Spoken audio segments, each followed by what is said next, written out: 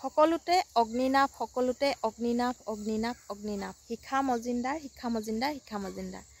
নমস্কাৰ বন্ধু বান্ধৱীসকল, মই মৰমী। মোৰ ইউটিউব চেনেলটোলৈ আপোনালোক সকলোলৈকে স্বাগতম জনালোঁ। আশা কৰোঁ আপোনালোকৰ সকলোৰে ভাল। বৰ্তমান মোৰো ভালেই বাৰু। হয়, যোৱাকালি পৰহি এইকেইদিন অগ্নিনাভৰ যিটো মূল মূৰ্তি বা মেইন যিটো মূৰ্তি, সেই মূৰ্তিটো আচলতে চুৰ হৈছিল।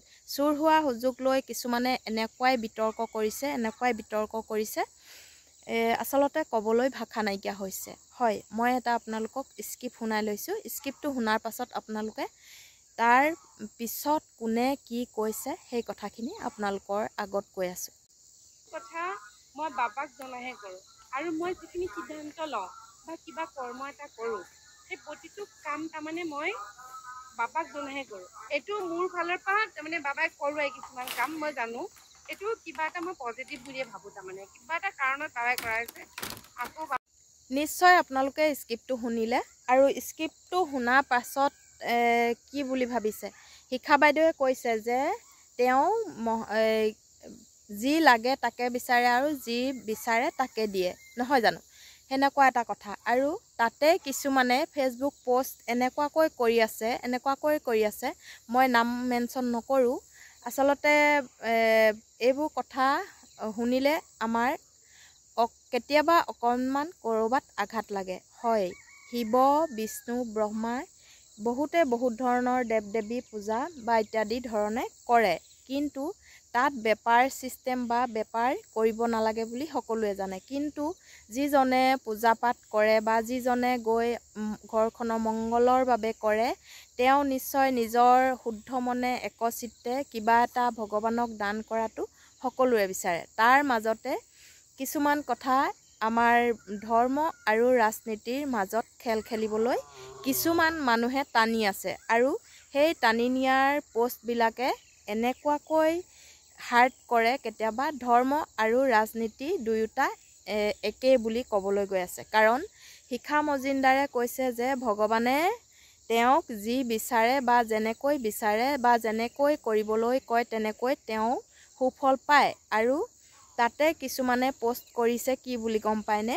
তেনেহ'লে শিখা মজিন্দাৰে আমাৰ ৰাজ্যখন ধাৰত পোত খাইছে, গতিকে ভগৱানক কওক যে আমাৰ ৰাজ্যখন ধাৰৰ পৰা পোত খোৱাৰ পৰা উদ্ধাৰ হওক। চাওকচোন আপোনালোকে এই কমেণ্টটো নিশ্চয়, বা এই পোষ্টটো আপোনালোকে পাবও পাৰে নেপাবও পাৰে। এগৰাকী ৰাজনীতিবিদৰ আচলতে এই পোষ্টটো পাই মই আচলতে দুখী হৈছোঁ। কাৰণ ধৰ্ম আৰু ৰাজনীতি বহুত বেলেগ। ধৰ্ম ক্ষেত্ৰখন হৈছে আমাৰ স্বয়ং ভগৱানৰ ওপৰত বিশ্বাস ৰাখি বা আস্থা ৰাখি আমি নিজৰ পৰিয়াল বা আমাৰ অসমবাসীৰ কাৰণে আমি কামনা কৰোঁ, বা প্ৰত্যেকেতো আজিকালি নিজৰ কাৰণেই সকলো ভগৱানৰ ওচৰত বিচৰা দেখা যায়। কিন্তু তাৰ মাজতে ৰাজনীতিবিদসকলে আহি কৈছে যে তেওঁলোকেই ধাৰ লগাব, তেওঁলোকেই ৰাজত্ব কৰিব, তেওঁলোকেই ৰাজনীতিখন চলাই থাকিব, তেওঁলোকেই শোষণ কৰিব। সকলোখিনি কৰাৰ পাছত কৈছে কি যে ৰাজনীতিগৰাকীয়ে কৈছে যে তেওঁ আমাৰ অসমখন মানে ধাৰৰ পৰা মুক্তি পাবলৈ মহাদেৱৰ ওচৰত প্ৰাৰ্থনা কৰিব লাগে। হয়, প্ৰাৰ্থনা কৰিব লাগে, কিন্তু কৰ্মটো যদি বেয়া কৰে, ৰাজনীতিবিদসকলে যদি ধাৰ লগায়ে থাকিব বা যিকোনো কৰ্ম এটা নকৰিব, তেওঁ উপাৰ্জন নকৰি ধাৰ বেছি কৰিব, ভগৱানে সেইটো কেনেকৈ সম্ভৱ কৰি দিব? আপোনালোকে মানুহ এঘৰত আপোনালোকে চাব পাৰে, যি ঘৰ কৰ্মহীন, যি ঘৰে একো কৰ্ম নকৰে, তেওঁ ধাৰ কৰিলে ভগৱানৰ ওচৰত শতবাৰ প্ৰাৰ্থনা কৰাৰ পাছতো ধাৰ মুক্ত কৰি দিবনে বাৰু? আপোনালোকে নিশ্চয় সেই কথাষাৰ মন কৰিব।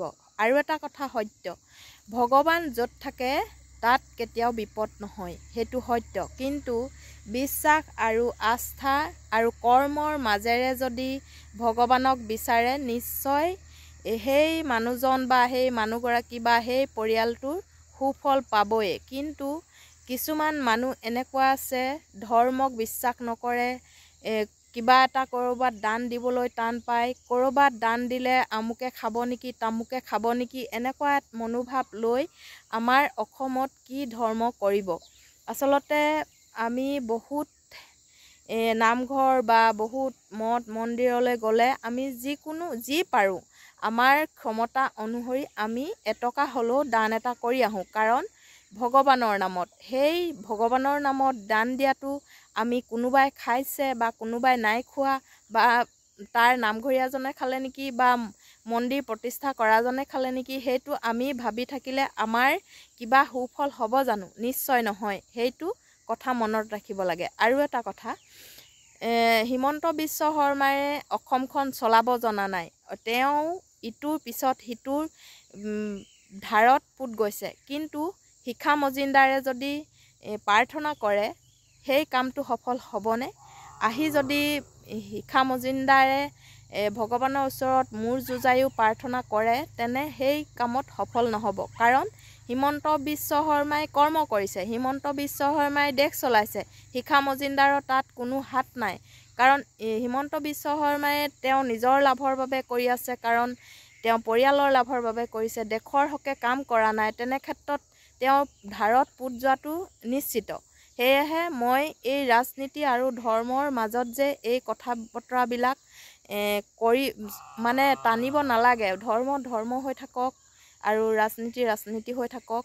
আৰু ধৰ্ম আৰু ৰাজনীতিৰ মাজত এইবোৰ হিন্দু মুছলিম এনেকুৱা মাজত বহুত বিতৰ্ক শুনি আছোঁ। আচলতে এইবোৰ শুনি বহুত অশান্তি লগা হৈছে। কাৰণ আগত আমাৰ যিসমূহ মুছলিম, হিন্দু, খ্ৰীষ্টিয়ান সকলো আমি নিজৰ ধৰণে আবুৰ ৰাখি ধুনীয়াকৈ চলি আছিলোঁ। কিন্তু এতিয়া আমাৰ যিমান ছ'চিয়েল ক্ৰিয়েটৰ বা যিমান ছ'চিয়েল মিডিয়া বা এনেকুৱা বৈজ্ঞানিক ভিত্তিৰ জড়িত হৈছে, সিমানেই আমাৰ হিন্দু, মুছলিম, খ্ৰীষ্টিয়ান, জৈন ইত্যাদি ধৰ্মসমূহৰ লগত ইটো সিটো তৰ্কাতৰ্কি যুদ্ধ এনেকুৱা নিচিনা দেখিবলৈ পোৱা গৈছে। কাৰণ এইবোৰ হোৱাৰ আঁৰতো কিন্তু কিছুমান মানুহে বৰ সুন্দৰকৈ মিলা প্ৰীতি হৈ চলি আছে, কিন্তু কিছুমানেহে তেনেকৈ খুচৰি মুচৰি লাগিয়ে মৰি আছে। সেয়েহে মই এই শিখা মজুমদাৰক যিখিনি কথা আচলতে ক'লে, আৰু এই কথাখিনি মোৰ নিচেকৈ আচলতে হজমো নহয়, সেইকাৰণে মই এই কথাকেইষাৰ ক'লোঁ। আৰু যদি আপোনালোকৰ ভাল লাগিলে লাইক, কমেণ্ট আৰু শ্বেয়াৰ কৰিবলৈ নাপাহৰিব। ধন্যবাদ।